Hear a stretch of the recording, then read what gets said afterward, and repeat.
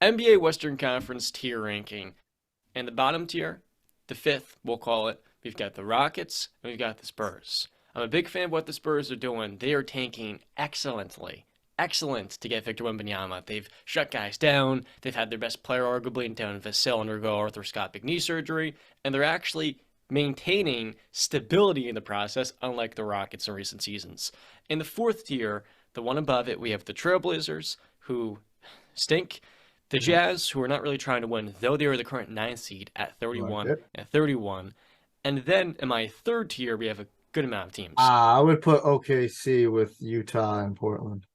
You could. I actually think they're a little bit better than that. But you know what, Brent? I'm going to agree with you on I that mean, one. I'll like put the OKC top at the of top that 5. of tier four, they're the top team in that tier. You know Yeah. what I mean? Top 10 defense this year, which is a little bit fluky. They're right outside of it with no rim protector, and Shea has been absolutely wonderful. Okay, So I the like the third list so tier far. I like the list so far. is where we start to get a little bit risky here. My Yes. projected top 2, top 1 seed in the Timberwolves, well, they are going to headline the third tier.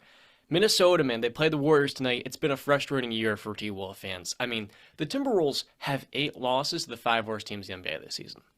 The Wizards, the Rockets, they lost to. I mean, the Pistons, the Hornets, they're 0-4 against. Now they get Karl-Anthony Towns back hopefully soon off this pretty serious calf injury, and they're going to need as much of that offense as they can get. And along with them in the third tier, I have the Pelicans.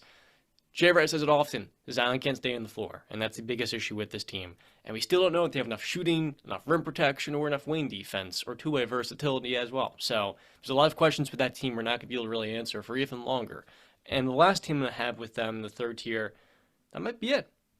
Nope, it's not. I have the Lakers at the top of the third tier. They're 2-0 at this new look group. I think Jared Vanderbilt and Malik Beasley are wonderful for them. We got to see more of Anthony Davis. I'm not sure how I feel about that. The second tier in the Western Conference will be headlined by the LA Clippers. This team has made a lot of different moves. Now, I'm not a big fan of Paul George saying, oh, Russell Westbrook was good with me 4 years ago. Let's bring him in because, players are not the same as they were 4 years ago. And now the Clippers have a lot of non-shooters in this team, which I don't like as much. But we do know defensively, on most nights, they're not going to get up 175 points. And offensively, with Kawhi and Paul George, they should be pretty good. And along with them in the second tier, I have the Warriors. I have them above them. I think the Warriors are more so dangerously looming. It's just not quite the same team as last year. Andrew Wiggins has missed some time due to personal reasons, and defensively, it hasn't been there the way it was in last year's postseason. Klay Thompson, of course, as you would expect, isn't this defender they once was either. So there's some questions with that Warriors defense on the perimeter. Fans giving me that funny look. Klay still got an absolute clip, dude. He's shooting 41% from three this year. He's a wonderful all-time shooter. And along with those two teams, in the second tier, I have the Sacramento Kings at the bottom. The Kings have the best offense in basketball by far. They're number one in not only offensive rating, but points per game too. And it's a credit to Mike Brown, it's a credit to De'Aaron Fox, it's a credit to Domantas Sabonis, and this quality supporting cast Monty McNair, their general manager, has put together. That leads me to the top tier. The Western Conference only has 3 real contenders. And I actually forgot to put in one fake contender, one pretender into the last tier, but I'll get to that in a second. In the top tier in the West, I have the Denver Nuggets at the tippy top, alongside the Phoenix Suns at number 2 and the Dallas Mavericks at number 3. Now you'll notice I skimped out on one team. That was the Memphis Grizzlies. They absolutely ransacked the Nuggets last night, but the Nuggets shot 16% from three-point range in that game. I'm not going to overvalue that. I think the Grizzlies are a little more of a pretender. Defensively, they can pose a lot of questions, a lot of problems for teams, but offensively, I have a lot of my questions with that team in the postseason. So I have the Grizzlies in the top of the second tier with the Warriors, and who is the other team? I'm forgetting. Oh, the Kings and the Clippers. So to recap, in the Western Conference, there's only 3 real contenders to me. The Suns, the Mavericks, and at the tippy top, the Nuggets. Second tier, I have the Warriors, Clippers, Grizzlies, and Kings. Third tier, Lakers, T-Wolves, and the Pelicans. That's my top 10. I like the list. I like the list. Thank you. What do you think about the list, Justin? Not bad. I mean, It's not bad. there's a couple of teams that I feel like it's right now. It's immediately after the All-Star break. I feel like come April, we'll be looking at a completely different version of this. I really especially like the obviously bottom. I think we kind of basically agree on like the bottom tier of the teams, but yeah, overall I like the list. What would you guys change? What would you change, Justin? Where'd you put the Lakers? I put them around number 8, number 9, top of Okay. the third. I have them ranked at number 7 at the moment. I do think with the trades that they made, I feel like we're going to see a completely new Laker team in the second half. That's the team that I feel is more primed to jump up all of our lists in the next couple of months. So I'd say really that. I like your top two. I have Denver, Phoenix as well. I have Clippers 3, not Dallas there. I have Mm-hmm. Dallas 4. Okay. So should I go through my list while I'm at it, I guess? While you're at it, let's hear Well, it. thing, chicken wing. Bottom from top or top to bottom? Come on, man. Beat it to you, bro. 15, I got Houston. There's rumors, the funny thing, that James Harden might be going back to Houston. Why? That's home, man. That's If home. there's That is home to him.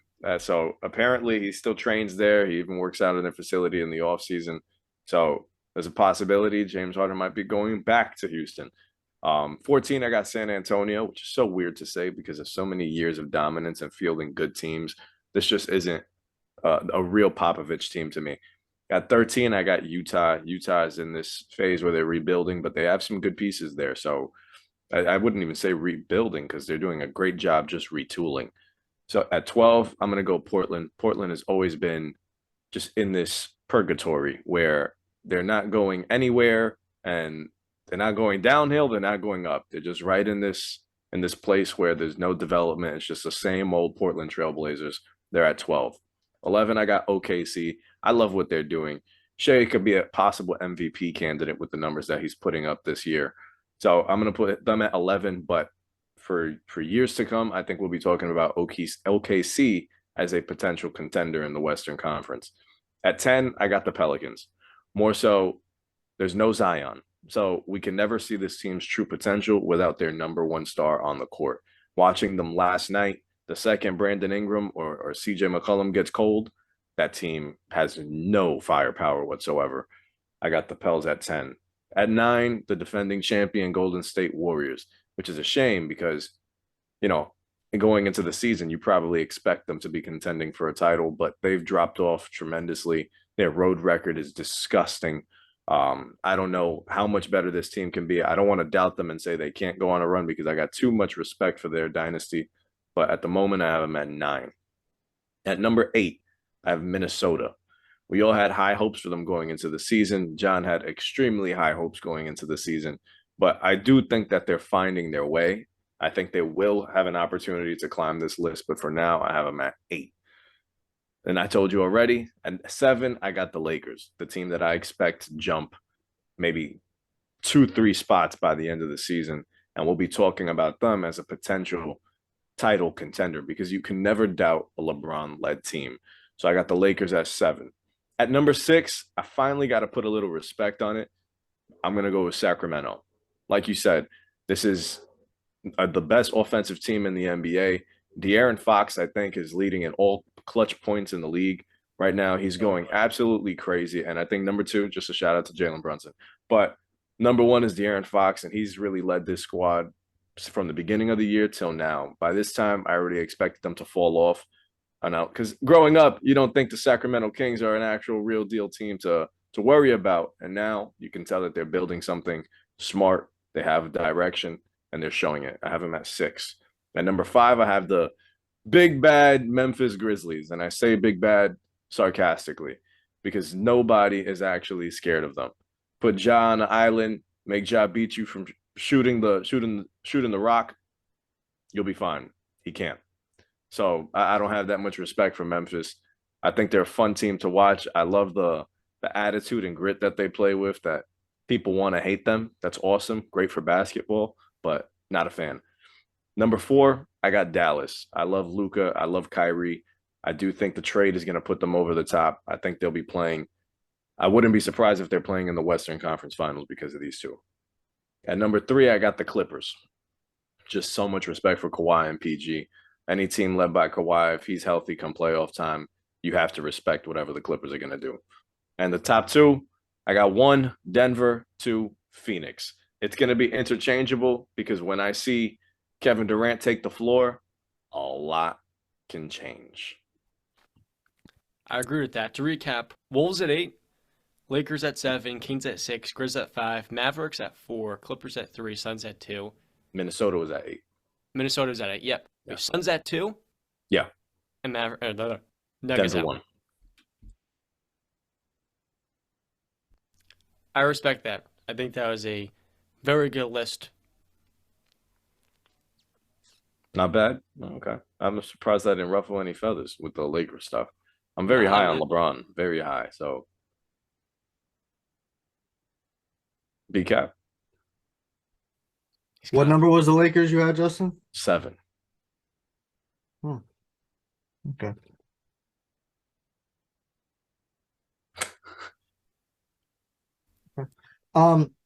Yeah, well, for me, like I said, I like John's start off list really well because I kind of basically agree with him all the way up until I think me and you, John, might have the same list. Maybe flip a team here or there because you did like the tiers thing.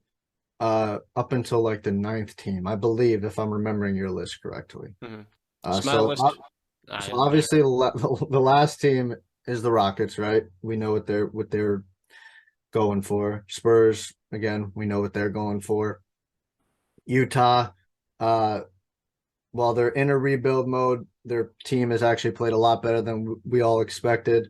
But I think even when they were on that hot streak to start the season off, I initially called out. I was like, it's not going to last. It's going to come down. It has. They're now what? They're 500 now, so they've kind of fizzled out. Then I got Portland. I give Portland their respect because still Damian Lillard is still Damian Lillard. OKC, I think everybody enjoys OKC. I think everybody likes what OKC is doing. I think everybody loves the young talent. But here's my thing, because I agree with those points. They're so young. You know what I mean? And you know how the old saying is, too much of a good thing could be a bad thing. That's where I kind of maybe OKC is kind of playing into that a little bit. There might be that. We're gonna see how it plays out, because if they end up belly flopping on this is back to back where you had Harden, KD, Westbrook, Ibaka, Reggie Jackson, name the list, and then you got this young squad, and you got no championships to show for. So this current team has 12 players, 24 or younger. See, that's what it's just because then like which ones you got to look at, who's going to start peaking at what time, when you got to pay which guy, who you decide to pay. It's just, you see how my hands are going all over the place. It's just like a string thing. So I got OKC number 11. Number 10 is John's team that he thought was going to be number 1, and me and Justin obviously laughed at him when he said that. Number 10 is the T-Wolves. It's just a bad fit, John. It's just a bad fit. It doesn't work. Okay. And Cat isn't even around right now. We know with Cat, it doesn't work still. It's even worse of a fit. So that trade is we can already see it's not going to work out for the long run. All right. Which one? Rudy. The D'Lo trade too. Number 9, I got the Pelicans. Like Justin said, we've never seen them at their real full strength. No Zion, so that's where I kind of have them. They could be higher, but with no Zion, I can't put you any higher. I need to see it. By the way, we kind of did see the Pels at their full strength without Brandon Ingram. They were the number 1 seed for a They week look and a good. half. Tragic. Respect. Yeah, their one thing is always been like they can score with anybody, and it's like a team I'm going to talk about a little bit later. But they can score with anybody, right? When they're fully healthy. It's the other side of the ball where they can't really stop anybody. Number 8, I got the Kings. I love the Kings. I like what the Kings are doing. I love De'Aaron Fox. Listen, I would love De'Aaron Fox on the Miami Heat. All right, this kid, explosive, must-see TV. All right, speed out the. You want to talk about? He might be the fastest guy in the NBA right now, or top 2, top 3. He's up there, man. Shifty as hell, lefty with it. I like De'Aaron Fox a lot. I love De'Aaron Fox, actually. But I just think that they need a little more star power to compete with some of the other teams. And because when I should have said this prefaced. When I look at this, I'm looking at obviously besides the Pelicans, because Zion, I can't right now. Sure. I'm looking at everybody at their full strength. So then I got the Memphis Grizzlies at 7. And I think you guys both said it. I know John definitely said they're frauds. Okay, they're frauds. We all know it. They talk a lot, but they don't do a lot of action. All right. Hey, like I just love how it's kind of listen, I love talking your talk, right? I love that. I love that energy. So do it. You do got to back it up, but if you do it, you got to remember that if you don't back it up, you're gonna have to open yourself up for that. And it's just, Josh getting that all the memes of him or the gifs of I ain't worried about nobody in the West. Hey, Josh, you worried now? You worried now? Gotta be. Yeah. Number 6, Dallas Mavericks. Wow. Great offense. Like I said with the Pelicans. Great offense. They can score to anybody. Who are they stopping? How? Well, who? And especially their interior defense. Yeah. How you gonna compete with the Suns, KD, and I know John doesn't like them, but 8 and 7-footer. How you gonna deal with Jokic and Aaron Gordon? How you gonna deal with the Lakers and AD if he's at his full health? You ain't dealing with that, man. And then the Warriors, if they're at their full, how is Luka and Kyrie gonna look guarding all those guys? How are they gonna look guarding Steph and Clay with the running around and all that stuff? Luka, how are you gonna hide in the corner, man? How are you gonna hide in the corner? So that's where I have Dallas. I love the offense, but I don't see it working out, man. I really don't. I don't know. I can't predict where Kyrie's gonna be, Okay, offseason, but I think they're 3-3 since Kyrie. yeah, it's for me. I don't think it's going to work out. I said that when the signing first happened, and I still stick with that. I just don't think it's going to work out. They're not winning a championship. That's a fact. I can guarantee you that right now. This pairing is not going to win a championship unless they go add another elite 4 or 5 or small forward. But they're not getting that guy. So this team's not winning. This pairing's not winning a championship. I'm sorry, Dallas. Number 5, I got the Los Angeles Lakers. This is where they should be, right? When we talking about the Lakers, hey, guess what? AD, LeBron, no more excuses. No excuse. You got the team now. I think everybody agrees we like the team now. You got D'Lo. I know he got hurt, but you got D'Lo. All right, better than Westbrook. He ain't gonna turn the ball over nearly as much, and he can at least freaking shoot. You got Malik Beasley. He's making his threes now. That must feel like a godsend for LeBron. You got Vanderbilt. I know he can't really shoot threes, but he's a really, really good, tenacious defensive player. Does not need to shoot threes. He does not. He wants to. You got AD. When AD is healthy, I think everybody here and all basketball fans can agree, AD, talent-wise, is a top 5 player. He should be. He's a walking 28 and 13.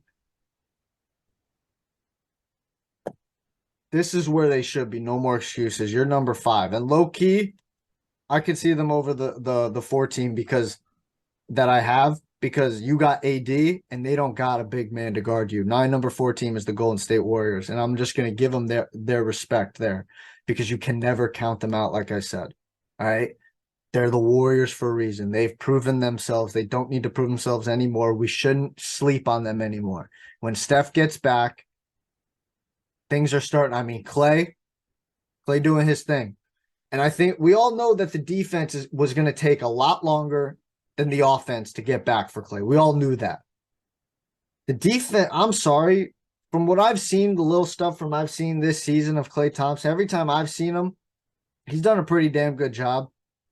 So I think when the money is getting pushed to the table in the playoffs, I think Klay is going to be able to show out and give a lot more defensively. I think regular season might be, showing us something that's not really, what's the actuality, what's the reality. So I want to wait till the playoffs, and I think Klay can actually turn it up and turn it on on the defensive end.